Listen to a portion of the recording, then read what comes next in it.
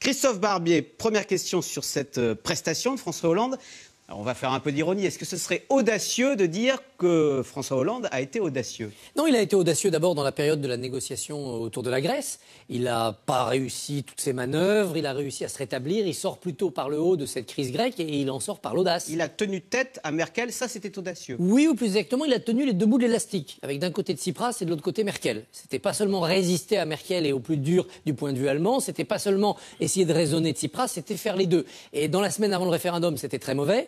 Dans la semaine entre le référendum et la négociation fatidique du week-end, c'était plutôt habile. Et visiblement, pendant ce week-end, son rôle d'entremetteur ou de médiateur a été plutôt bien tenu. Qu'importe, il en tire un profit politique. Et là, il a été peut-être moins audacieux, mais plus habile. Par ailleurs, il a annoncé quelque chose sur le gouvernement économique de l'Europe qui, là, en l'occurrence, est une vraie audace. Alors, ça tourne depuis des années, de Michel Barnier à Jacques Delors, en passant même parfois par Giscard d'Estaing. On a eu des esquisses de projets disant on ne peut pas avoir de monnaie unique sans gouvernement commun. Et donc, Hollande se met dans cette lignée-là. Sauf qu'il le dit, chef d'État en exercice, avec visiblement une idée de calendrier en tête, l'association des parlements. Ça, c'est audacieux. C'est peut-être même périlleux, parce que l'humeur française vis-à-vis de l'Europe est quand même un peu changeante, les gens sont sceptiques, et donc proposer pour la fin de son quinquennat une ambition européenne supplémentaire, c'est peut-être courir un risque électoral. Vous croyez vraiment que ça ira aussi loin que ce qu'il a dit? C'est pas une fois de plus, il faudrait un gouvernement économique. C'est un peu tard. C'est quelque chose qu'il aurait dû annoncer à son arrivée en 2012. Il a préféré attendre que Merkel soit battue aux élections. Ah ben, il l'a pas été. Il a préféré attendre que les socialistes du SPD, alliés à Merkel, la rosissent un petit peu. Ça n'a pas marché. Ils étaient aussi durs qu'elle, si ce n'est plus pour certains. Donc maintenant, il est obligé de prendre les rênes et de se réveiller un peu comme fils spirituel de Jacques Delors, ce qu'il aurait pu être depuis 3 ans. Donc en effet, dans l'année et demie qui lui reste, on n'inaugurera pas un gouvernement économique et un Parlement des nations. Mais au moins, il aura mis peut-être cette graine de réflexion dans la campagne présidentielle. David Revaud-Dallon, en tous les cas, le contexte était quand même très favorable pour François Hollande. Accord en Grèce hier matin, accord en Iran, tout ça, en plus, ce sont des sujets qui présidentialisent. Oui, le président et son équipe, depuis plusieurs semaines, envisageaient cet exercice. Vous l'avez dit, c'était important parce que c'était le 4e et avant-dernier. Donc, il dessinait aussi les contours du personnage Hollande pour la fin du quinquennat et éventuellement, on va en parler, du futur candidat Hollande.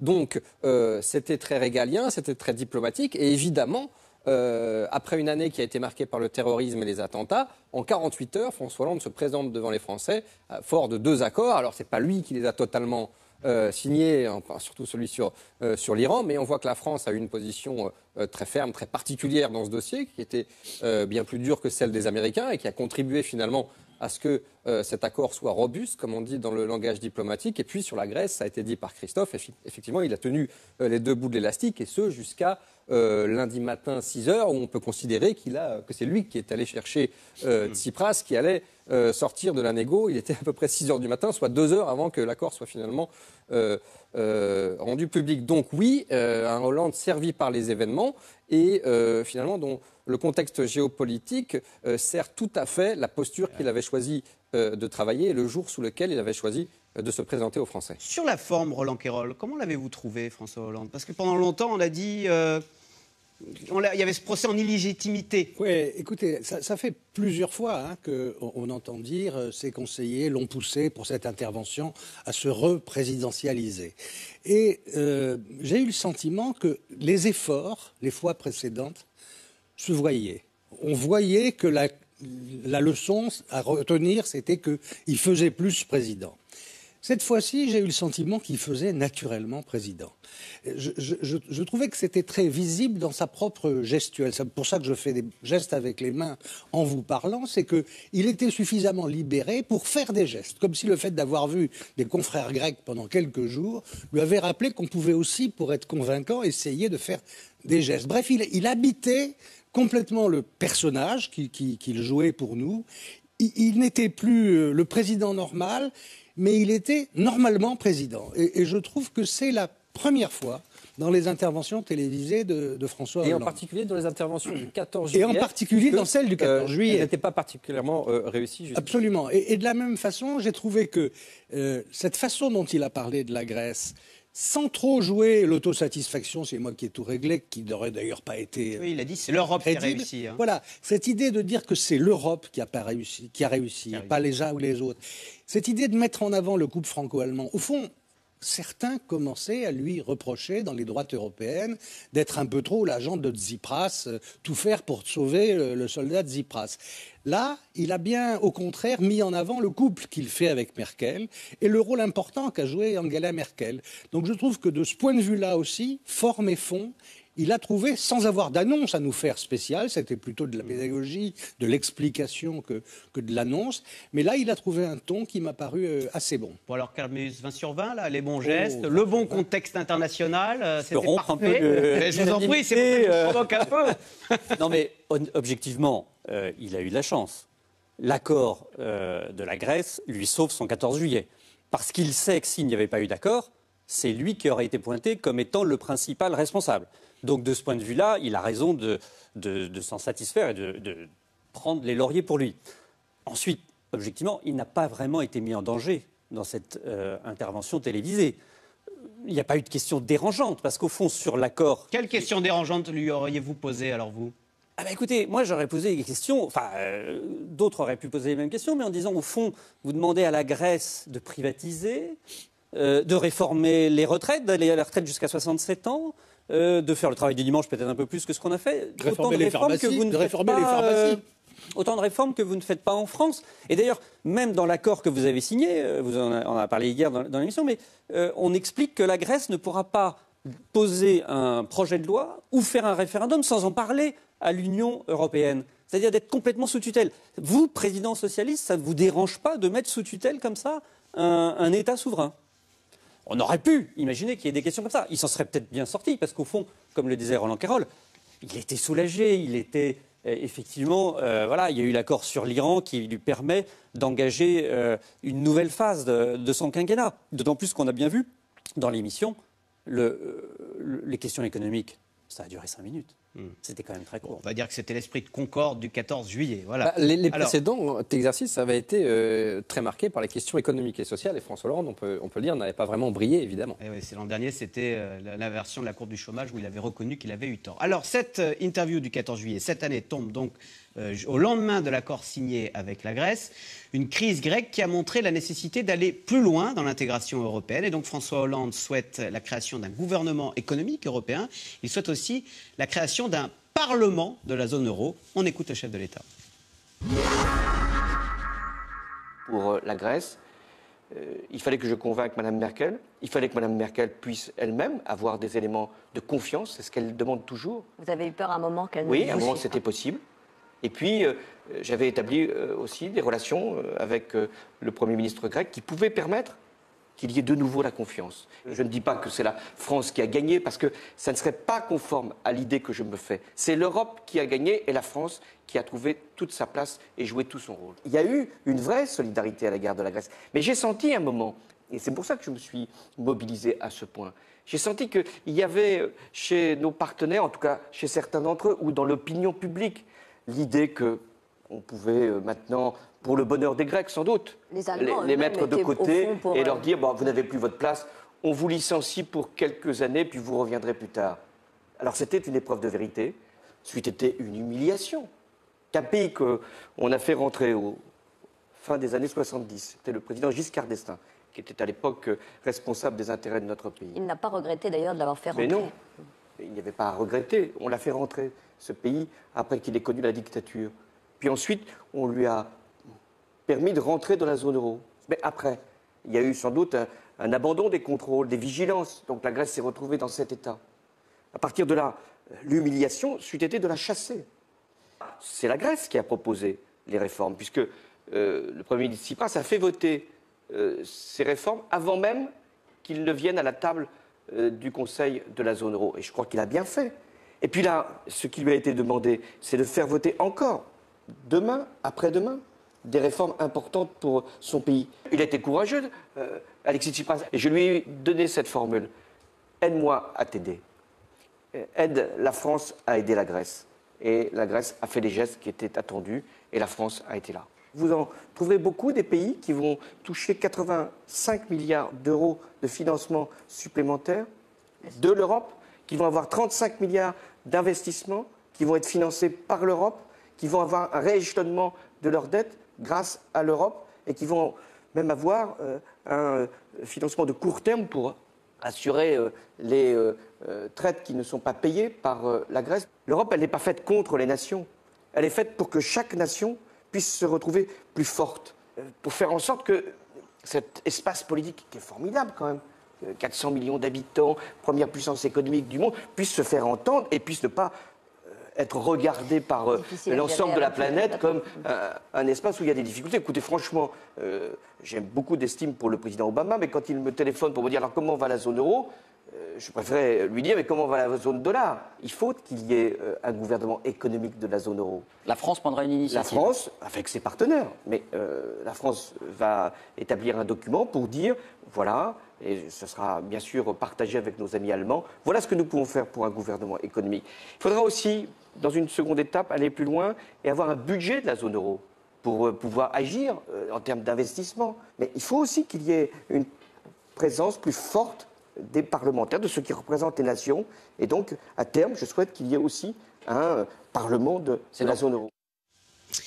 Alors, première question Internet. Audacieux pour réformer radicalement la Grèce, par contre bien frileux s'agissant de réformer la France. C'est ce que vous disiez, Karl Meus, qui veut commenter. C'est une réalité, il n'y a rien à dire. La France n'est pas dans le même état que la Grèce. Il y a des actions chirurgicales à mener sur la Grèce, où la tradition d'État, la tradition d'impôt n'est pas vraiment la même qu'en France, qui était sans doute plus nécessaire. Mais c'est vrai qu'il y a ce reproche qu'on peut adresser à François Hollande, et ce, depuis le début de son quinquennat. Il s'est visiblement trompé sur toute une série de réformes en France, à commencer par le choc fiscal des premiers mois, et depuis, il court derrière sa propre réforme, son propre échec. Et donc, l'année et demie qui reste, ça va être assez court. Il a été audacieux aussi, pour ne pas dire casse-cou, quand il a rappelé que si le chômage ne baissait pas, il ne pourrait pas se représenter. Ouais. Donc, il s'est mis lui-même la barre très haut. Alors, ça, on y reviendra. Sur un mot, quand même, sur cette profession de foi européenne, ça voudrait dire quoi, là, ce Parlement européen de la zone euro, parce qu'il y a déjà un Parlement européen à Strasbourg. Donc, ce sera un deuxième Parlement. Et que veut dire un gouvernement économique européen? Ça veut dire que ce serait ce gouvernement qui prendrait les décisions à la place du gouvernement français? Ouais. Comme toujours, là, il fait du Hollande. C'est-à-dire qu'on voit bien les objectifs. Dans la négociation, il voulait que la Grèce reste dans l'euro. Là, il veut renforcer l'Europe. Mais on ne connaît pas les moyens. Sur les moyens, il est très flou. Et honnêtement, si c'est pour recréer un nouveau Parlement, je ne suis pas sûr que les Français adhèrent. Déjà, on a un ministre des Affaires étrangères. Vous en avez entendu parler pendant la négociation sur la Grèce? Personne n'en a entendu parler. Pas de chance. Même le président, Donald Tusk, c'est pas lui, même s'il était dans les réunions à 4, c'est quand même pas lui qui était à la manœuvre, on voit bien. Donc si c'est pour recréer une nouvelle institution, je pense que ça ne va pas marcher. Ensuite, le gouvernement économique. Comme le disait Christophe Barbier, on en parle depuis combien de temps? Des années, des années. Et en fait, pourquoi ça ne marche pas? Parce que les États n'en veulent pas, au fond. Même François Hollande n'en voudrait pas. Avoir un gouvernement économique de la zone euro, c'est-à-dire qu'on aurait quelqu'un, une personnalité, qu'on nommerait, et qui irait voir le gouvernement français, en disant « Attention, là, ça ne va pas du tout, vous êtes à plus de 4% de déficit, il va falloir changer ». Je ne suis pas sûr que le gouvernement français l'accepte. Pourtant, c'est ce qu'on va imposer aux Grecs, là. Ils vont devoir consulter l'Europe avant d'éventuellement soumettre un texte chez eux. Là, il y a deux choses différentes. Il y a le cas grec.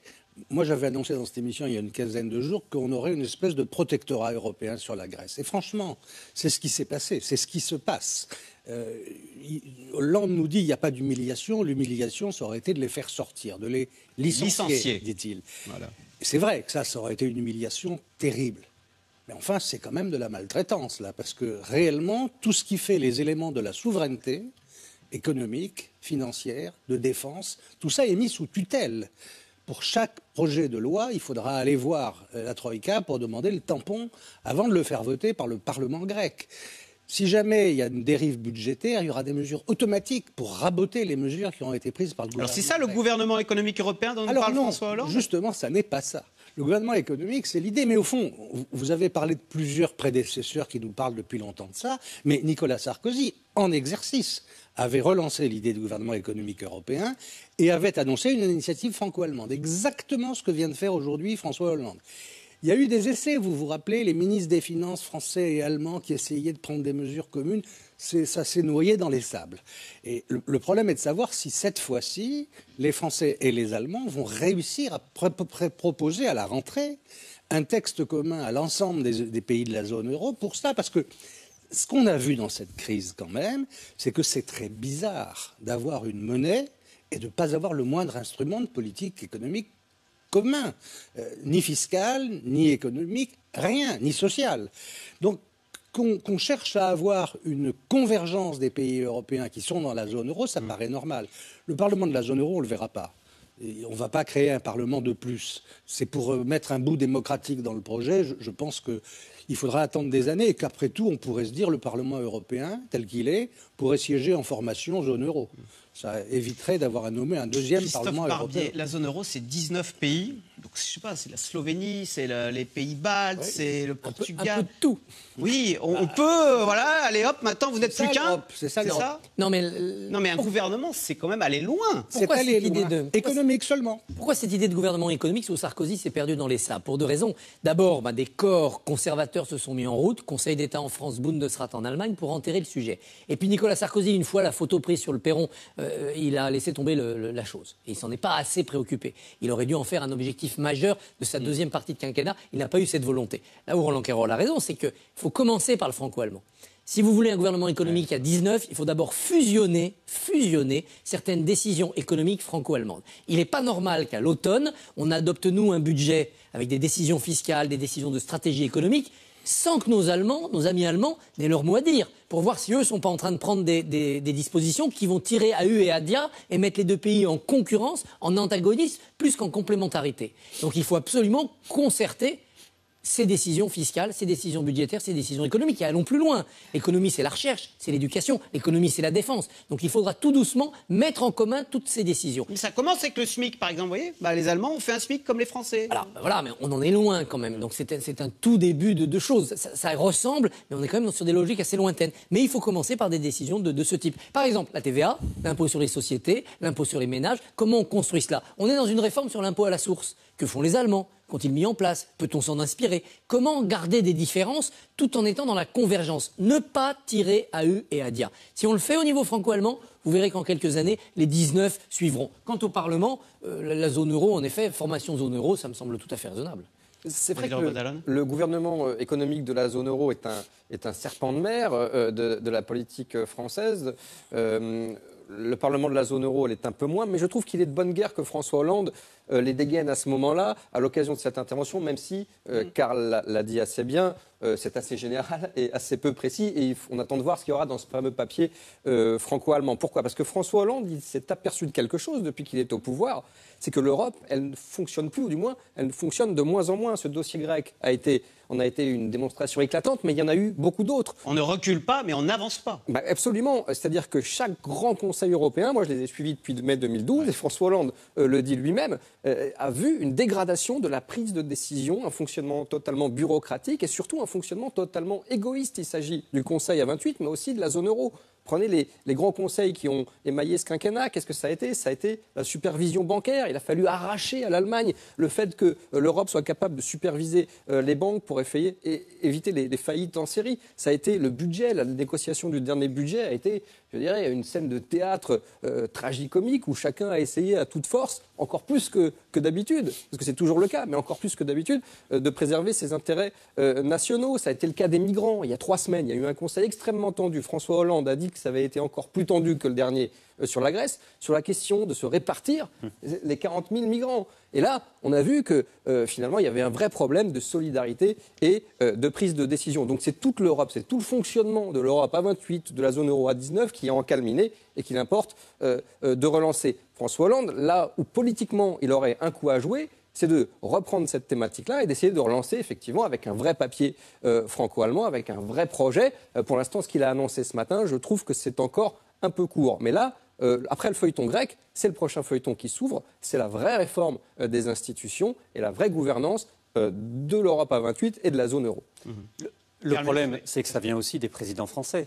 Ce que dit David Revedelen est très juste, mais on se souvient de Nicolas Sarkozy, à peine arrivé à l'Élysée, sa première obsession, c'est de rompre le couple franco-allemand en essayant de se tourner vers la Grande-Bretagne.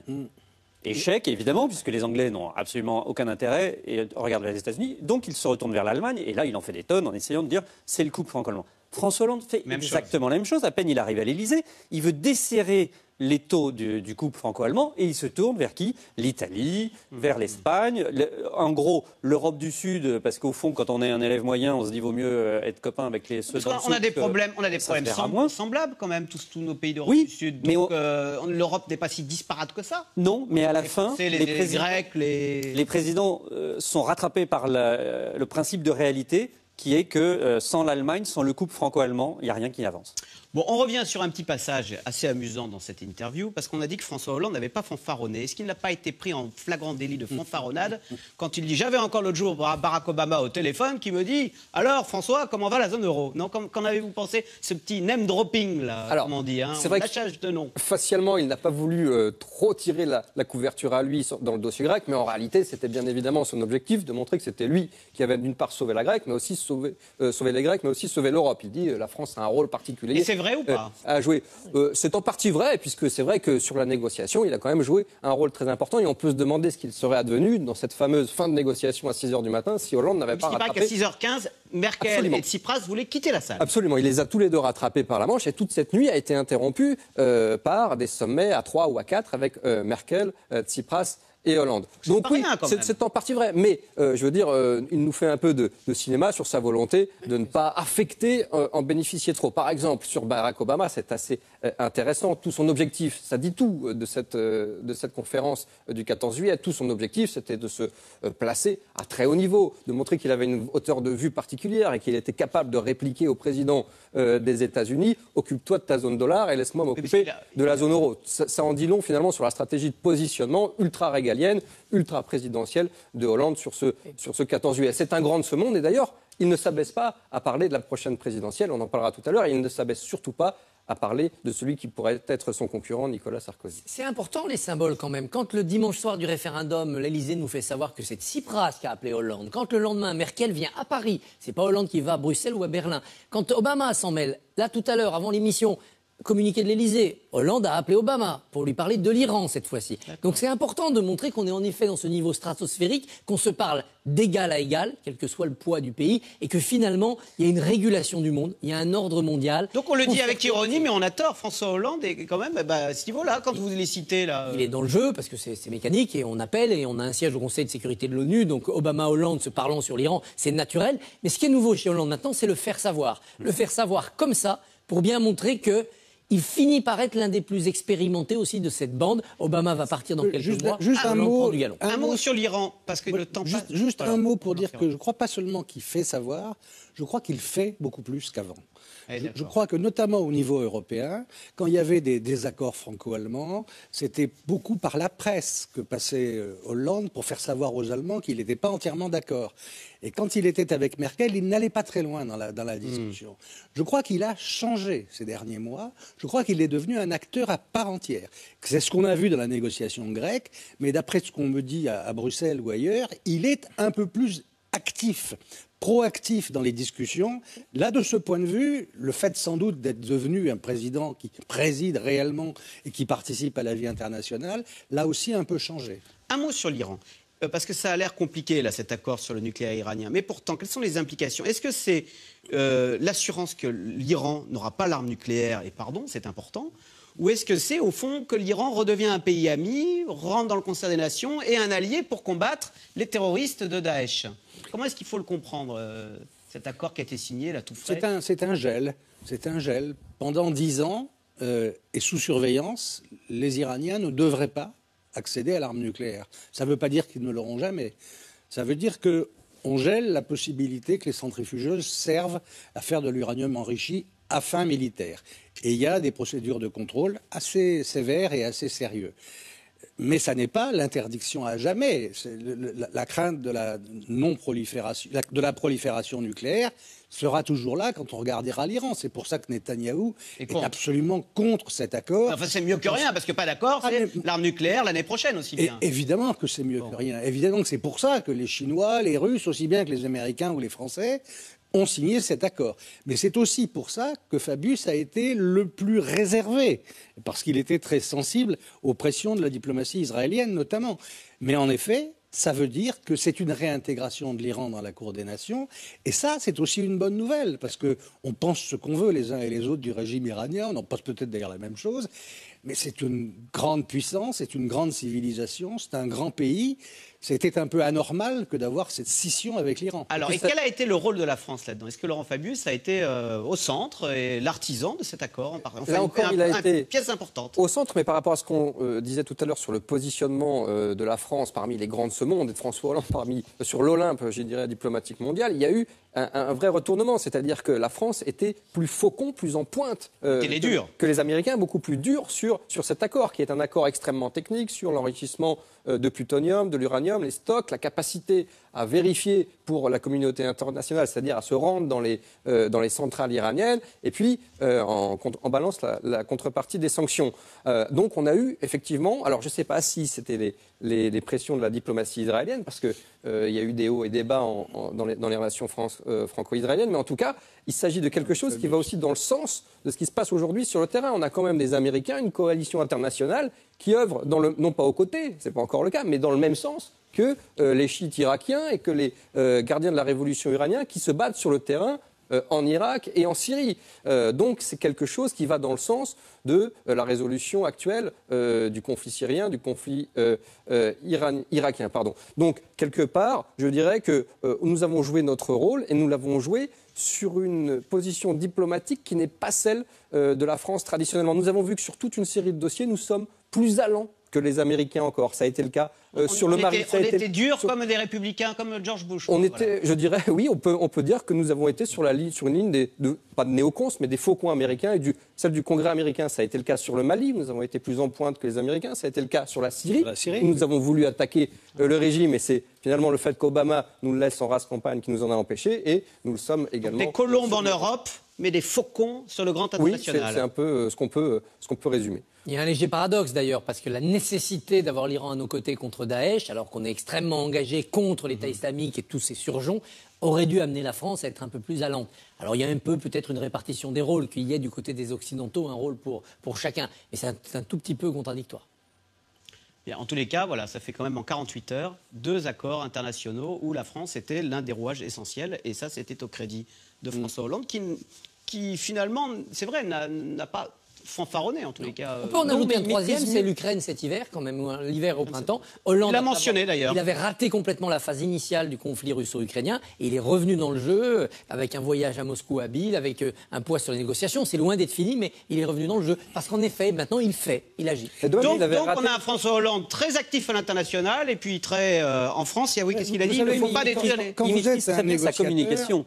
On l'a dit tout à l'heure, Roland Carole et Christophe Barbier, mais ce qui s'est passé au lendemain du référendum, il nous explique effectivement qu'il a eu au téléphone des gens. Et qu'est-ce qu'on voit arriver?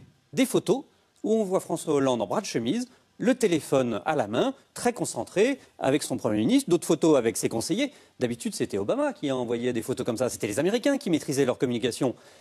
Et depuis le début du quinquennat, François Hollande nous a plutôt habitués à une communication pas très réussie dans ce domaine, en tout cas moins bien maîtrisée. Là, on a une communication qui est vraiment totalement maîtrisée. Il le fait savoir. C'est le service de communication de l'Élysée qui envoie ces photos. Bien sûr. Elles sont prises, c'est les photographes officiels, etc. Exactement. Oui. Et ces photos ont fleuri partout où on a vu un président très engagé. Si vous êtes un négociateur, et on sait bien que le tempérament de Hollande, c'est d'être un négociateur. Il a fait ça. Voilà, l'homme de la synthèse, l'homme des négociations politiques difficiles. Il n'y a pas de raison que ça ne s'applique pas, cette qualité, à la politique internationale. C'est la même chose. Et c'est même, d'une certaine façon, plus facile et ça rapporte plus de billes que la politique intérieure. Parce que oui, mais en attendant, les gens, ils votent sur la politique intérieure. Bien sûr, et ils attendent des résultats à la maison, pas en Iran. Ce que je voulais dire, c'est qu'en politique intérieure, vous avez une opinion publique qui est toujours là en train de râler. Vous avez un Parlement, vous avez des frondeurs, vous avez des journalistes qui n'y croient pas. Alors qu'en politique internationale, vous êtes la France, tout seul. Vous n'avez même pas besoin de vote du Parlement pour aller là où vous allez. Vous discutez et vous réglez à 3 ou 4 les problèmes de l'avenir du monde. Intéressant. On comprend que tous les présidents de la République français aient un petit peu cédé à ce goût immodéré de la politique internationale. La présidentialisation, c'est aussi relatif. Vous vous comparez à d'autres. Nicolas Sarkozy a été particulièrement confus dans cette période. Il a dit la Grèce est sortie de fait de l'euro, puis il faut rester avec les Grecs, il faut être très proche des Allemands. Il a été dans la confusion. Donc le contraste joue aussi en la faveur de Hollande. Et puis il y a eu un positionnement de toute la classe politique, et notamment sur la gauche. Juppé, il y a eu une vraie, je dirais, éruption de sympathie sympathie à l'égard de François Hollande de la part de Cécile Duflot et même de Mélenchon. Jean-Luc Mélenchon, qui est Avant très fort. l'accord. Voilà, avant l'accord, parce qu'il en est revenu. Alors, François Hollande, la question, François Hollande va-t-il se présenter pour un second mandat? Le chef de l'État n'a pas répondu directement à cette question. Il a néanmoins martelé qu'il avait une obligation de résultat vis-à-vis des Français, résultat en matière de chômage. Rien ne sera possible, a dit le chef de l'État, sans une baisse durable du chômage. On écoute François Hollande. La croissance, elle est là, mais elle est trop faible. On dit maintenant 1,2%. Ça peut dire à beaucoup de nos concitoyens 1,2%. Il faut qu'ils aient à l'esprit que si on veut créer de l'emploi, il faut en faire un peu plus de croissance. Donc quel est l'objectif qui m'anime depuis maintenant 3 ans? Remettre autant qu'il est possible tous les facteurs de croissance. C'est maintenant qu'il faut investir. Mais il y aura, dès la fin de l'année, au-delà des mesures de baisse d'impôts qui vont donner pour 9 millions de ménages un supplément de pouvoir d'achat, il y aura des mesures qui seront prises dans la loi de finances pour alléger les charges des entreprises, mais aussi pour soutenir l'activité. On avait trouvé des présidents qui ont fait des lois pour l'activité et la croissance, pour libérer un certain nombre d'énergie, pour toucher au dialogue social, au droit du travail, tout ce qui n'avait pas été fait. Vous en connaîtrez, j'espère, des présidents aussi audacieux que moi, qui ont fait un pacte de responsabilité avec 40 milliards de baisse de charges pour les entreprises. Mais est-ce que nos voisins européens n'en font pas plus pour l'emploi? D'ailleurs, l'emploi redémarre chez eux. Il stagne chez nous ou il augmente? Ils en font quelquefois moins dans beaucoup de domaines. Et notamment pour ce qui concerne l'innovation. C'est en France qu'on a les dispositifs les plus appréciables en matière d'investissement pour l'innovation et pour la recherche. Mais ils en font parfois plus pour détruire des droits sociaux, pour détruire des protections. Ça, moi, je ne le veux pas. Est-ce que le temps pour vous est venu de nous dire si vous serez candidat ou pas à l'élection présidentielle de 2017? Alors là, je vais vous créer une grande déception. Si vous étiez venu m'interroger là-dessus, non, je ne vais pas ici annoncer quelque candidature que ce soit. Vous avez raison, nous sommes à près de 2 ans de l'échéance. Vous avez vu les sujets qui sont les miens, la Grèce, l'Iran, la sécurité, l'emploi. Et je serai là en train de chercher à vouloir imposer une candidature. Moi, j'ai une obligation de résultat. C'est pas simplement de me mettre dépensé autant qu'il était possible. C'est pas d'avoir passé des nuits à négocier. Personne ne juge un président de la République sur le temps qu'il a passé, ou sur son tempérament, ou sa disponibilité, ou s'il a sué de la sang et des larmes. Personne ne m'a demandé de venir à la place où je suis. Je l'ai voulu. Donc je dois assumer cette tâche. Donc je serai jugé sur une obligation de résultat. S'il n'y a pas de baisse du chômage, je l'ai dit plusieurs fois, je ne serai pas candidat. Emmanuel Valls restait à Matignon. Emmanuel Valls a vocation à rester jusqu'à la fin du quinquennat. Quand il y a un bon Premier ministre qui a pris les engagements, après le travail qu'avait fait Jean-Marc Ayrault, qui avait été extrêmement courageux, eh bien ce Premier ministre doit terminer le quinquennat avec moi. Alors, question Internet. Incapable de tenir ses promesses, de gérer la crise économique et ses conséquences, Hollande abandonne-t-il à Valls les problèmes de politique intérieure? Forcément, il y a une division politique du travail qui s'est affinée depuis que Valls est à Matignon, depuis un peu plus d'1 an, qui ne fonctionnait absolument pas avec Jean-Marc Ayrault, puisque les fonctions, les tâches, les rôles se recoupaient. Et c'était d'ailleurs une des raisons de l'échec des 2 premières années, de cette fameuse succession de couacs. Avec Valls, c'est à peu près réglé. Et effectivement, à lui, le quotidien, le fait d'être le mécanicien de Matignon, les mains dans le cambouis de l'intergouvernemental et aussi de la politique économique et sociale, puisque c'est là que le bas blesse. Et bien sûr, à François Hollande, l'Olympe diplomatique, les grands de ce monde, la résolution de la crise grecque et bien sûr du nucléaire iranien. Effectivement, il a le beau rôle et il avait l'intention de se l'attribuer encore plus aujourd'hui. Alors, c'est la seule annonce peut-être qu'on a eue lors de cette intervention, enfin l'une des principales, c'est que Manuel Valls s'était maintenu dans son rôle. Ça a déjà été dit. Ça a déjà été dit. Vous l'avez déjà dit. Quelques mois. Vous l'avez déjà dit et on sent bien que c'est ça le deal entre... Moi, par rapport avec ce que vient de dire David, avec qui je ne suis pas en désaccord, juste un petit bémol. Ça ne veut pas dire que Hollande ne s'occupera plus de la politique intérieure.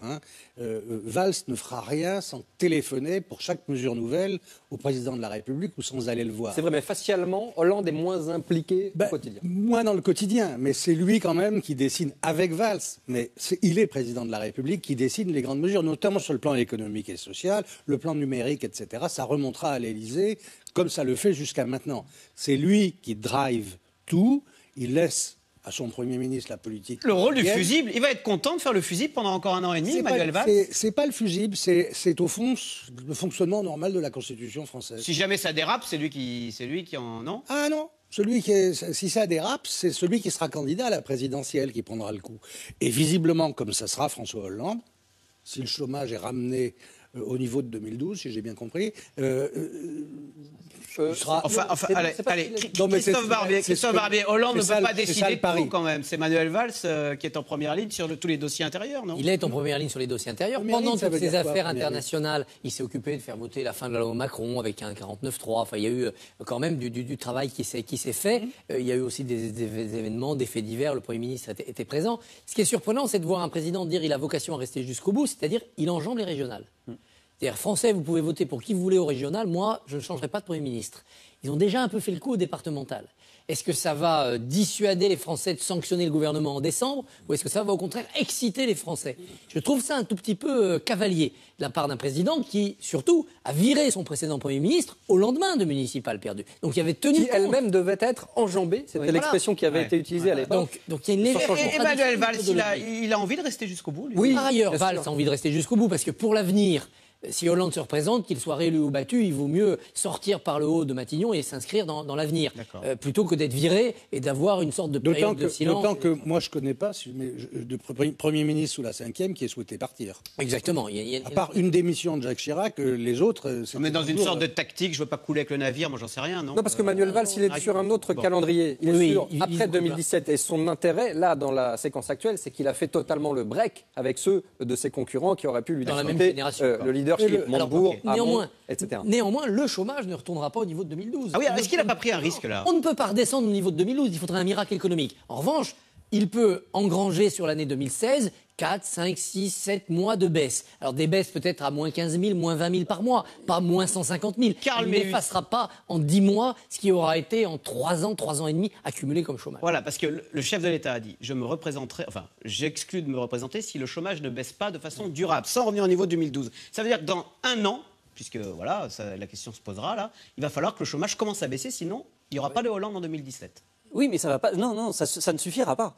Enfin, en tout cas, vous pouvez faire confiance à la droite pour l'attendre au tournant. C'est en septembre 2012 qu'il dit « Je me bats pour qu'il y ait l'inversion de la courbe du chômage à la fin de l'année. » Fin de l'année 2012. À ce moment-là, on est à peu près... D'ici un an. On est à peu près à 3 millions de chômeurs. D'accord? Donc ces 3 millions, c'est à ce moment-là qu'il faut prendre l'étiage pour dire l'inversion part de 3 millions, vous avez diminué le chômage. Or, aujourd'hui...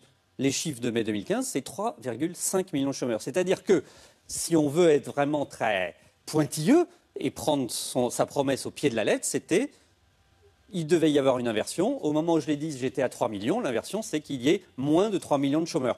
On voit bien aujourd'hui qu'en 2 ans, ça ne sera pas possible puisqu'on en est à 3,5 millions. Et qu'on ne va pas diminuer. Mais là, il a dit une baisse durable. Il a dit une baisse durable, mais c'est une manière de jouer sur les mots. Absolument. C'est une manière de pouvoir dire je me représente, parce que sinon, on le sait dès aujourd'hui qu'il ne pourra pas se représenter. Depuis le départ, cette affaire est empreinte de beaucoup d'habileté et de subtilité au pluriel de la part de Hollande. Il s'est aperçu qu'il avait fait une erreur sous des conseils pas forcément très avisés de Michel Sapin en réalisant cette promesse, mais dès le départ, ça n'a jamais été aussi clair. Et calmez-vous, ça a raison, mais ça n'a jamais été dit par le président. Et aujourd'hui, David Pujadas lui pose la question, l'inversion de la courbe, c'est-à-dire revenir en dessous de ces fameux 3 millions de mai 2012. Et il dit non, il le dit très clairement, pour la première fois, il dit une baisse durable. Mais qu'est-ce que c'est qu'une baisse durable? Il suffira évidemment qu'il y ait 3 ou 4 mois de baisse, si d'aventure ces 3 ou 4 mois se produisent, pour que François Hollande puisse poser le fait que cette baisse est effectivement durable et qu'elle justifie une candidature. On peut penser qu'il ne les aura pas, ces 3-4 mois de baisse d'affilée du chômage, non? Si, il a l'air quand même sûr de lui. Il était déjà en 2012. Oui, c'est vrai.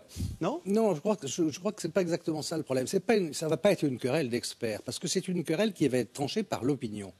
Donc il faut savoir comment l'opinion arbitrera qu'est-ce que c'est qu'une baisse substantielle du chômage. C'est combien de gens en moins et combien de temps. Et ça, c'est très difficile de savoir comment... Tous les mois, Pôle emploi donne des chiffres. Attendez, moi j'ai rencontré un haut dirigeant de l'État qui m'a dit, voilà, on a pris le chômage à 9,6% de la population active, on va le rendre à 9,5%, on va pouvoir montrer que malgré la crise, on a réduit le chômage terriblement et ça va se voir. Et je lui ai dit, mais la communication en face sera simple, c'est 5 ans pour rien. Et c'est ça la logique. Il y aura une baisse du chômage. Plus personne ne croit qu'il n'y aura pas de baisse de chômage. Le problème, c'est de quelle ampleur et combien de temps il faut pour que les gens se disent « Tiens, ça va mieux, je pourrais à nouveau faire confiance à ces gens ». C'est très difficile parce que le rejet de François Hollande, le rejet du pouvoir politique, le rejet du Parti socialiste, c'est le chômage. Donc pour arriver à faire changer d'avis une majorité de Français sur un dossier aussi lourd, voilà, combien de temps faut-il et combien de personnes en moins à chercher de l'emploi? On ne peut pas le savoir à l'avance. Tous les mois, on a les chiffres de Pôle emploi. Oui, mais il ne faut pas n'importe quelle personne. Mais on aura de meilleurs chiffres. Les chiffres de Pôle emploi, c'est Évidemment. personne. Ce qu'il faut, c'est que les Français, les électeurs, voient dans leur entourage que le chômage baisse. Oui. C'est-à-dire, le fils de la concierge qui cherchait depuis 3 ans, il a trouvé. Mon neveu qui était bac+7, il a enfin trouvé. Celui qui était à 47, 48, 52 ans, qui pensait ne jamais retrouver, il a retrouvé. C'est ça la baisse du chômage. Après, que dans les statistiques, les chiffres soient gros ou pas gros, si dans mon entourage, ça redémarre, si la petite PME qui avait licencié se remet à embaucher, là, ça crée mentalement, psychiquement, l'impression d'une baisse du chômage. Et pour que ça soit durable, il ne faut pas que ça soit comme ça un mois, puis après tous ces gens-là repèrent leur travail. Il faut que ça soit durable jusqu'au 31 décembre 2016. Les vœux du président, juste avant la présidentielle, on aura depuis 3 semaines le candidat des Républicains, désigné par la primaire. Hollande, à ce moment-là, ne pourra plus dire « Attendez, ça va baisser ». Il devra dire ce soir-là, donc sur les chiffres du mois de novembre, avec un mois de décalage, « Regardez, il y a eu une baisse durable ». Les Français diront « Oui, c'est vrai, dans le voisinage, ça a baissé ». On pourrait imaginer qu'on fasse tourner les emplois aidés, là, allez hop, par grande fournée de centaines de milliers. Visiblement, ce n'est pas exclu, puisqu'ils ont eu recours. Maintenant, ça coûte très cher. Je rajoute une étape à Des radiations. raisonnement de Christophe. Effectivement, ce sera le discours de Hollande le soir du 31 décembre 2016, mais l'effet d'entraînement psychologique sur lequel mise l'exécutif, c'est ça va continuer après mai 2017. Et donc, évidemment, vous avez vu, ça a mis plus de temps que prévu. On n'a pas forcément bien réussi au début, mais on a mis en place les outils. Tout ça s'est enclenché. Et donc, évidemment, il faut revoter pour moi pour que ça. Le problème est un problème de confiance. Est-ce qu'on pouvez... aura eu le sentiment d'un tel changement dans la durée qu'on puisse à nouveau faire confiance à des gens qu'on a rejetés? Surtout que sur cette question du chômage, François Hollande, avec la... C'est ça. Un mot peut-être sur la loi numérique, parce que ça a été annoncé, ça a été l'une des annonces. Alors c'était par rapport à ce qui s'était passé avec Uber Pop et les taxis. Alors ça veut dire quoi? Ça veut dire qu'on va donner la possibilité aux gens, au fond, de s'installer plus facilement en auto-entrepreneur, en freelance, et de payer peu de charges pour concurrencer les grandes chaînes hôtelières, les grandes compagnies de taxis. Ça veut dire quoi exactement, être le leader dans le numérique, de ces petits métiers numériques où on est en freelance, hein. D'ailleurs, on paye peu de charges. Il ne nous en a rien dit. Hein. Mais c'est assez libéral, je veux dire, comme dérive. Mais c'est évidemment ça. Je veux dire, quiconque connaît le monde de l'entreprise voit qu'on est en train de voir le début d'une véritable révolution numérique. Ouais. Et que c'est ça qui va guider la croissance de l'avenir, les emplois de l'avenir. Et donc, on doit tout faire pour libéraliser, comme il a dit là, libérer les énergies, voilà. Dans un vocabulaire qui n'était plus de charges, plus de normes. Ça veut dire probablement tout faire pour aider en effet les start-up et les gens qui ont des bons créneaux en matière de numérique et les gens qui, dans les grandes entreprises aussi, mettent en place des services numériques qui changent complètement leur activité. C'est Macron 2.0. La loi Macron a occupé pendant un an, version Montebourg puis version Macron. Les anciens métiers, tu le dis. On fait sauter plein de petits verrous avec la loi Macron. Alors il y a des choses un peu ringardes, mais peut-être efficaces, comme les autocars, il y a des choses plus audacieuses. Eh bien là, on va avoir Macron 2.0, Macron appliqué au numérique. Tout ce qui peut faciliter l'émergence d'activités et d'emplois numériques. C'est très bien, mais là on a eu un condensé de ce qu'est François Hollande. Vous avez eu dans la même phrase, il a dit qu'il soutenait les taxis, mais qu'il condamnait les violences des taxis, et que Uber Pop, donc c'était vraiment pas bien d'ailleurs. Le gouvernement a tout fait pour empêcher Uber Pop de se développer, mais que là, dans la loi sur le numérique, il allait le favoriser. Vous voyez, on perd un temps fou. Et c'est ça qui est incroyable, c'est qu'il suffisait peut-être, c'est un peu facile à ma place de dire ça, mais qu'il y avait peut-être des solutions à trouver au moment du conflit, plutôt que de renvoyer ça à une loi et de ne pas avoir réglé le conflit. C'est ça qui est dommage. Et de la même manière, dans un registre très hollandais, très typique, il insiste sur la nécessité de préserver les droits sociaux, mais en même temps de libérer les énergies. Ça a été dit, il y a eu un registre extrêmement, sur le plan lexical, extrêmement libéral, je trouve. Pas madliniste, mais presque, quand il a évoqué cette question du numérique. Quand on parle des emplois créés en Grande-Bretagne, plus de la moitié des emplois sont créés justement avec ce statut de freelance, où au fond on n'est plus embauché par une grande entreprise, on se crée soi-même sa petite start-up et on vend ses services à différentes entreprises. Donc c'est ce vers quoi on va, la loi Macron 2.0. C'est partie, oui. horriblement libéral pour toute l'aile gauche du PS. Ça a déjà été présenté, la loi Macron 1, comme un Small Business Act, vous savez, cette fameuse législation américaine qui date du début des années 2000, si ma mémoire est bonne, sur lequel tous les politiques français, droite et gauche confondus, entendent s'inspirer alors qu'elle n'avait jamais été mise en place. Et la loi Macron, ce n'est pas un vrai Small Business Act, il reste encore à mettre en œuvre. Est-ce que ce sera la loi numérique ? Mais vous savez, la majorité de Hollande va voter bien pire demain à l'Assemblée nationale. Ils vont voter Vous revenez sur votre idée qu'ils vont... Ils vont voter en faveur de privatisation, ils vont voter en faveur d'une hausse de la TVA à 23%, ils vont voter en faveur du travail du dimanche. Des retraites à 67 ans. Des retraites à 67 ans, des gens qui ne voulaient pas la libéralisation des lignes d'autocars, ils peuvent bien voter une loi Macron 2. Et puis vous ne pouvez pas être plus fort que la réalité économique. Nous vivons dans un monde où les gens peuvent, grâce à des sites internet, louer leur voiture, louer leur appartement, se faire des petits revenus de complément. Et donc c'est juste un autre monde. Ça a des aspects collaboratifs, solidaires, ça a des aspects plus mercantiles. C'est comme ça. Le rôle du politique, c'est pas de lutter contre ça, c'est de l'accompagner, de le réguler. Quand il y a un excès, par exemple un géant qui ne paye pas ses impôts là où il crée de la valeur, ou bien un système type Uber Pop qui piétine un peu le droit social, c'est d'intervenir. Mais on peut réguler, on ne peut pas empêcher. Un barrage contre le Pacifique numérique, ça n'existera pas. Hollande l'a compris, Valls l'a compris, Macron l'a compris. Une bonne partie du Parti socialiste n'a pas compris. La croissance est là. Et après, il ajoute 1,2% de croissance. Ça ne crée pas d'emploi. Alors c'est 1,5, c'est 2, la fécondité de la croissance. On voit bien qu'on est en train de tourner dans une économie à faible croissance. On est devenu très très peu ambitieux quand même. Hein. Quand on a 1,2% de croissance et on dit la croissance est là, enfin il y a 10 ans on aurait dit on est dans... François Hollande, ça fait 6 mois qu'il nous explique que la croissance est là parce qu'il est persuadé qu'il y a un effet, là encore, d'entraînement psychologique et qu'en disant et s'en allant, répétant que la croissance est là, eh bien les gens vont commencer à s'en rendre compte, à investir et à dépenser de l'argent. Bon, ce n'est pas encore le cas. Effectivement, 1,2, on ne déplace pas les foules et encore moins les montagnes. Ce qui crée de l'emploi, ce n'est pas la croissance, c'est l'investissement. Et pour l'investissement, il faut de la confiance. Il faut que les investisseurs se disent, en mettant mon argent en France, avec des machines, des murs et des employés, dans 1 an, dans 2 ans, j'aurai récupéré plus que ce que j'ai mis. Et ça, pour l'instant, on n'a pas ces conditions-là. Alors, ce défilé du 14 juillet ce matin était l'occasion de rendre hommage également aux forces spéciales qui sont intervenues en janvier dernier lors des attentats de Paris. Ainsi, pour la première fois, les hommes du GIGN, le groupe d'intervention de la gendarmerie nationale, ont défilé ce matin sur les Champs-Élysées aux côtés des policiers du RAID et de la BRI. C'est un sujet de Marie-Charlotte Duluc, François-Xavier Rigaud et Thomas Buillet. Ça va, vous êtes prêts? Très fier de vous voir là, compte tenu notamment de ce qu'ont été les circonstances du début de l'année, de votre engagement à tous et de voir ensemble pendant ce défilé à beaucoup de sens et beaucoup de force. Merci. Merci. Pour la première fois, les unités d'élite de la police et de la gendarmerie défilent aux côtés des militaires sur les Champs-Élysées. C'est une considérable émotion puisque, comme vous le savez, ce sont des unités qui sont intervenues au mois de janvier avec beaucoup de courage et beaucoup de force en étant en première ligne face aux risques terroristes et de voir la BRI, le GIGN et le RAID ensemble dans ce défilé. C'est bien entendu une manière de rendre hommage à cette action, une manière de rendre hommage à ceux qui prennent des risques considérables pour sauver la vie des Français. Un défilé du 14 juillet sous le signe de la reconnaissance pour ces forces spécialisées dans l'antiterrorisme. 6 mois à peine après les attentats qui ont frappé Paris. Toute la police s'est mise à l'honneur suite aux événements de janvier et puis c'est un remerciement et également c'est également un hommage à nos collègues tués, Franck, Mehdi et Clarisse. Voilà, on va leur rendre hommage en descendant sur les Champs-Élysées. La reconnaissance du travail, on n'a pas besoin de la montrer, elle est issue, elle est connue. Et comme vous dites, on est des hommes de l'ombre, mais effectivement aujourd'hui c'est une journée très particulière qui met en avant justement ces unités d'élite. Et on est un peu, on se sent honoré de pouvoir le faire et de répondre présent à ce rendez-vous. En place.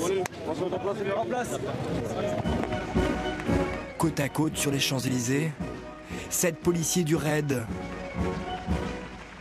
7 gendarmes du GIGN et 7 policiers de la BRI, la brigade de recherche et d'intervention.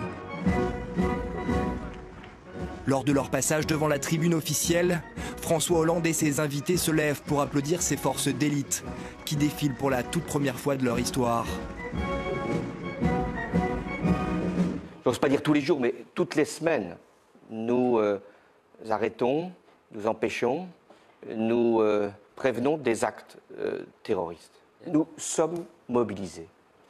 Et je ne veux pas que les Français puissent avoir le moindre doute sur le dispositif que nous avons mis en place. Actuellement, il y a 30 000 policiers, gendarmes, militaires qui surveillent des sites. 30 000. Ça peut durer. Et ça va durer. Affaire Mera, Kouachi, Koulibaly, le RAID, le GIGN et la BRI sont les premiers à intervenir en cas d'attaque terroriste sur le sol français. Aujourd'hui, ces forces de police et de gendarmerie sont à l'honneur sur les Champs-Élysées. Très bien. Et pour ce qu'ils ont fait, c'est merveilleux qu'ils défilent aujourd'hui. Ils sont très beaux et ils ont toute leur place ici à ce défilé. C'est une fierté pour eux et pour nous de les voir ici. Je suis ému. Je suis ému. Hein, voilà. Ces unités d'élite se doivent de garder l'anonymat. Les policiers défilent avec casque et lunettes de soleil. Interdiction pour les caméras de télé de faire des gros plans sur leur visage. Super, super. On a vu qu'elles étaient un peu anonymisées, non, avec ces lunettes noires. Donc, mais évidemment, on leur est très reconnaissant parce qu'on sait ce qu'ils ont fait et ce qu'ils vont faire. Depuis les attentats du mois de janvier, le regard des Français envers les forces de l'ordre aurait radicalement changé. Suite aux événements de l'hypermarché Cacher, l'action des forces de police et de gendarmerie a marqué les opinions. Et je pense que c'est de là qu'est venue cette reconnaissance. Reconnaissance d'ailleurs que l'on voit tous les jours. On ne la voit pas que se matérialiser aujourd'hui par un défilé. On la voit tous les jours. Le regard de la population en effet a changé envers les forces de police et de gendarmerie. François Hollande l'a confirmé cet après-midi. Le dispositif de sécurité antiterrorisme actuellement en vigueur sera maintenu jusqu'à la fin de l'année au moins.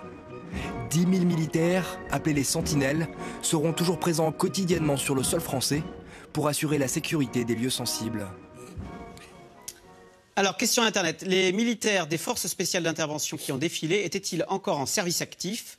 Ont-ils participé aux événements de janvier? Ceux du GIGN, puisqu'il s'agit de militaires, dans la question, non. Il s'agit d'éléments qui ne sont pas opérationnels directement ou qui sont effectivement proches de la retraite, qui n'ont pas pris part à l'assaut de janvier contre l'imprimerie de Seine-et-Marne. Pour ne pas qu'on puisse éventuellement les reconnaître lors d'une prochaine intervention. Et en toute hypothèse, c'est symbolique. Hein.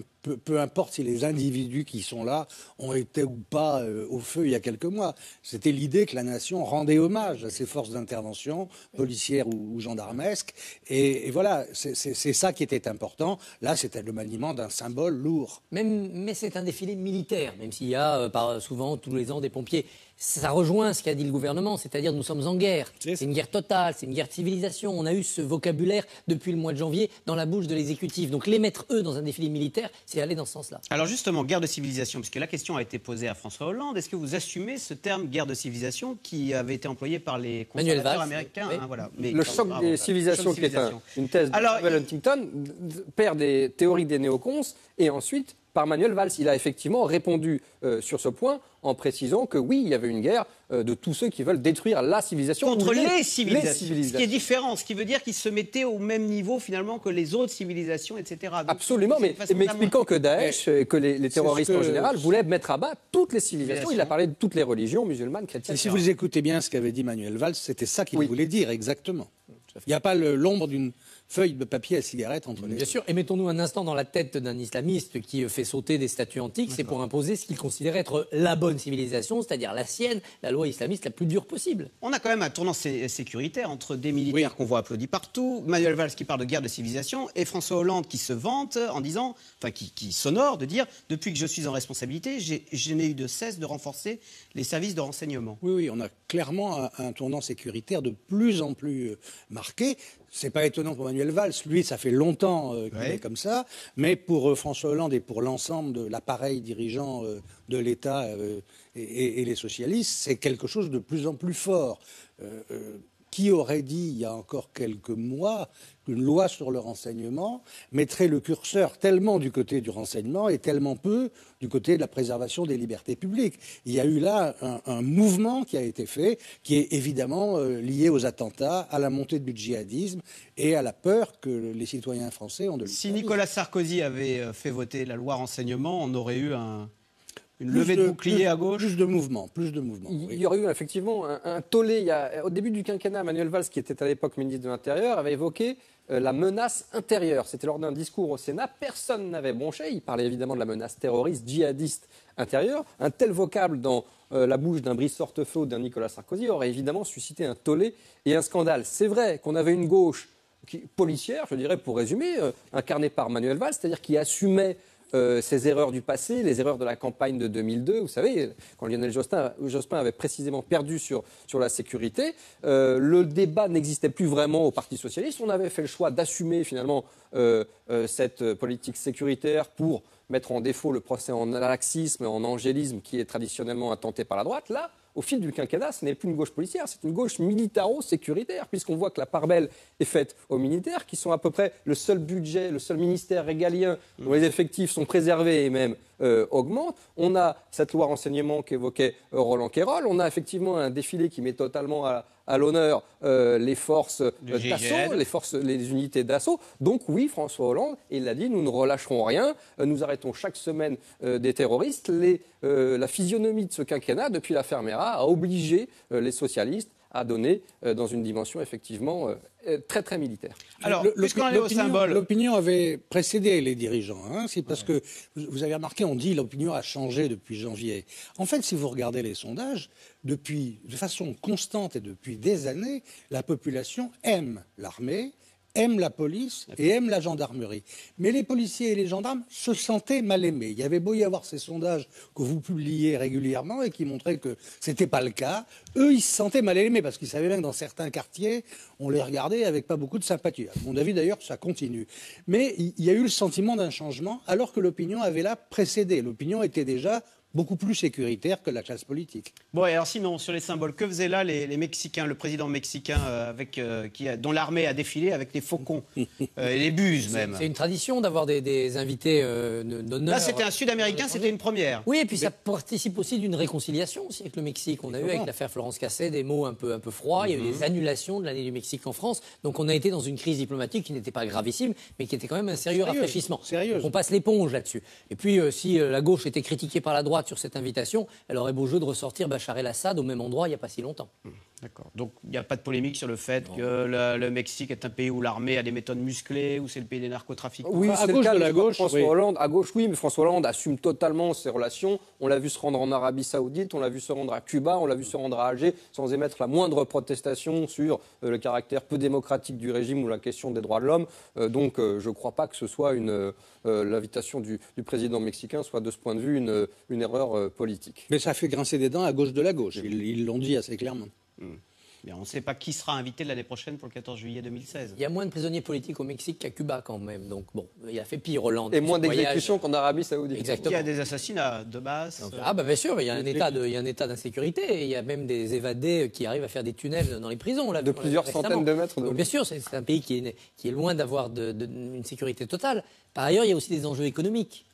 Et c'est un pays qui peut être aussi un atout pour la France. Allez, on va tout de suite aux questions Internet et SMS.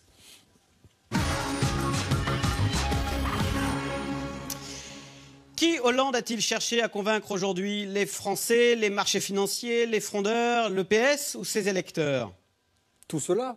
Tout cela, évidemment, les marchés financiers, ça avait déjà été le cas, on l'a vu ce fameux lundi matin à l'aube à Bruxelles.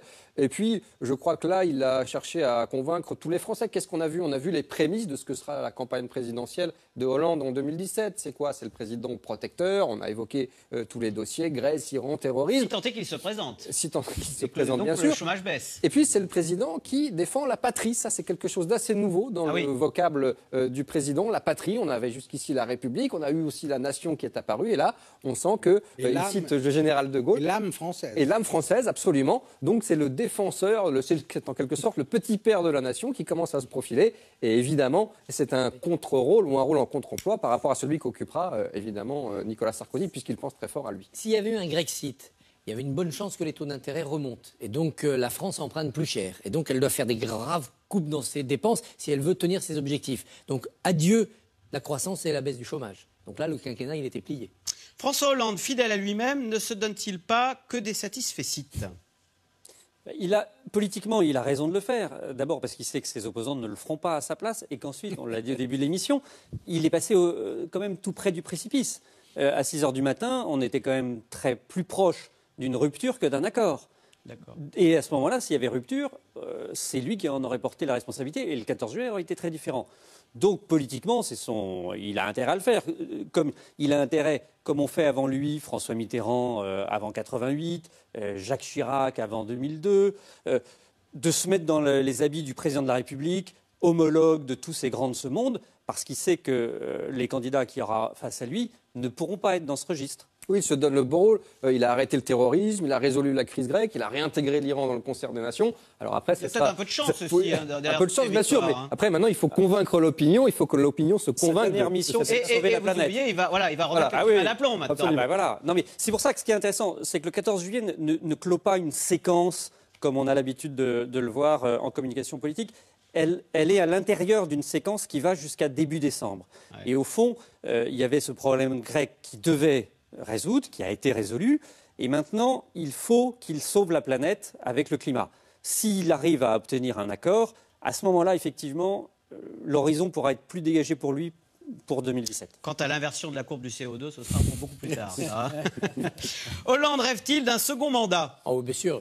Il rêve, il pense, il construit sa stratégie pour essayer de décrocher un second mandat. Mais il ne le dit pas. Par rapport à ses prédécesseurs, il y a une certaine forme de lucidité, c'est-à-dire il ne nie pas les difficultés, il essaye de faire de sa propre difficulté un atout, en disant aux Français, j'ai très bien compris, si le chômage ne baisse pas, vous ne me réélirez pas. Ce n'est pas ce qu'on entendait d'habitude dans la bouche de ses prédécesseurs, qui faisaient abstraction de tout cela. Il y a une certaine forme de modernité dans ce qu'on appelle ce soir l'audace Hollande. Il y avait les deux mots tabous et qui planaient, j'ai eu l'impression, moi, durant toute cette interview, c'était Sarkozy et second mandat, non? Est-ce que vous avez ressenti la même chose? Sarkozy, ce qui est très intéressant, et ça va dans cette stratégie-là, il l'a balayé d'un revers de main. Oui, mais ce n'est pas sur ma table, ce qui est complètement faux, évidemment. Il on ne pensait qu'à ça. Ouais. Voilà. Ouais. Et au fond, est-ce que François Hollande n'est pas audacieux dans l'idée qu'il a en tête qu'il va faire un second mandat? Est-ce que c'est pas là la plus grande audace qu'il a aujourd'hui? Il a besoin, outre de bons résultats sur le chômage et puis d'éviter la catastrophe, il a besoin, pour s'assurer un second mandat, de Marine Le Pen au second tour face à lui-même.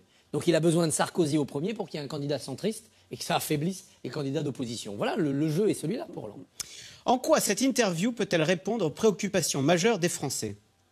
Ce n'était pas le propos. On était dans une phase hautement internationale. Et en effet, pour le chômage, pour l'emploi, pour la sécurité, il y a eu des petits bouts. Mais alors, qui regarde ce programme si jamais il ne se sent pas concerné ou pas intéressé par les problèmes? Je crois que la question du terrorisme et de la sécurité, en tout cas, elle intéresse quand même les Français. Ça va être un des principaux thèmes de l'élection présidentielle. Oui, la Grèce aussi, vous avez raison, mais c'est peut-être moins directement impactant pour la vie quotidienne et donc forcément pour la campagne. Il faut distinguer les choses sur lesquelles on vote le jour du scrutin. Et là, évidemment, c'est le chômage et l'avenir des enfants qui est autour de soi qui compte. Et quand même, ce qui colore l'action politique, qui entre aussi en ligne de compte. Et le fait d'être éventuellement Zorro en politique internationale, le fait de régler les problèmes, d'être parmi les grands de ce monde et de les faire bouger, ça colore tout de même une candidature. Rappelez-vous, d'autres candidats, je pense à Giscard, etc., avaient pu se servir de cela. On ne gagne pas là-dessus. On gagne plutôt sur la crédibilité sur le chômage et sur les problèmes d'économie intérieure. Mais en même temps, c'est tout de même un petit peu lié dans l'image globale qu'on se fait du candidat. Il le dit en privé, Hollande, il dit « je ne serai pas réélu sur la diplomatie internationale, mais en revanche, je peux perdre sur la diplomatie On le sait, un échec international, ça coûte, une victoire internationale, ça ne rapporte pas. Audacieux, je ne sais pas, au sujet de François Hollande, mais optimiste, certainement. Oui, il l'est toujours, il a toujours été, il croit en sa bonne étoile. C'est normal, quand on a fait 3% dans les sondages d'opinion par rapport à un Dominique Strauss-Kahn qui était annoncé comme le futur occupant de l'Élysée et qu'on réussit finalement à lui piquer la place, eh bien forcément, on est optimiste et on est forcément un peu audacieux. Que donnent les derniers sondages de popularité de François Hollande? Cette séquence grecque va le faire remonter? Devrait, non? Oui, alors nous, à TNS Sofres pour le Figaro Magazine, on avait fait un juste avant qui montrait qu'il ne décollait pas et même plutôt qu'il avait plutôt tendance à rebaisser, notamment auprès des sympathisants du Parti Socialiste. Donc cette séquence-là va forcément le faire remonter, j'imagine, auprès des sympathisants d'ailleurs socialistes, dans la mesure où il a permis à un gouvernement de gauche de rester dans l'euro.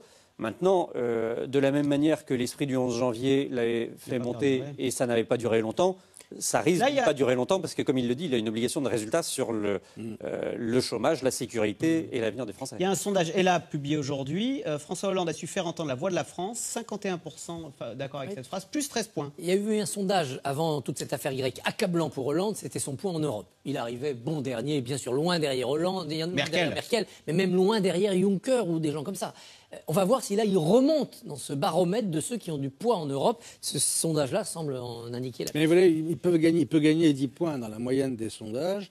Ça ne dit évidemment rien sur la durabilité de cette remontée. Au contraire, on peut penser que ça ne sera pas forcément Puisque durable. toutes les remontées jusqu'ici, il y a eu le 11 janvier et le Mali, ont été extrêmement fugaces. Absolument. Alors, si j'ai bien compris, l'accord sur la Grèce s'est fait à 3, Hollande, Merkel et Tsipras. Alors, où est l'Europe dans tout ça ? Mais elle suit l'Europe et elle donne son mot. Renzi n'a pas été neutre dans cette affaire. Oui, mais c'est vrai qu'on a vu la petite salle de conférence ultime. Il y avait Tsipras, Merkel, Hollande et... Ça rejoint ce qu'on disait tout à l'heure, finalement l'affaiblissement de l'institution européenne elle-même. On a vu que Donald Tusk, que Juncker, finalement avait... Il était là, Donald Tusk, en tant que président du Conseil de l'Europe, pas en tant que président hollandais. Mais Juncker, il a été assez vite mis hors jeu dans cette négociation. Et ça a été très tendu avec Tsipras. Et depuis quelques jours, c'est véritablement les pays, les grands pays qui sont à la manœuvre, plus que l'institution. On a entendu quand même des voix inédites, le slovaque, le finlandais, le néerlandais.